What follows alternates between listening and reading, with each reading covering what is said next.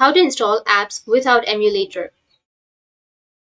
So if you want to install apps without the emulator, then it's possible. So you need to go with your browser at first, and on your browser you need to search for Chrome Web Store. After searching for your Chrome Web Store, you need to go with chromewebstore.google.com, and here you need to go with extension, and you need to search for an extension which is APK Online, APK Manager for Online Emulator. After searching here, you will have the extension. So you need to click on the extension and you need to go with add to Chrome, which is on the right side. And again, click on add extension and the extension will be added on your browser.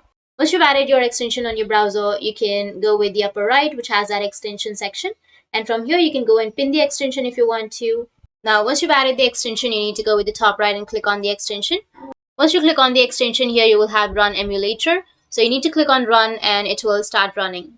Now you need to scroll down, go with enter, and from here you can search for a game and then you can select the language and you can go with any game that you're comfortable with and you'll be able to download it.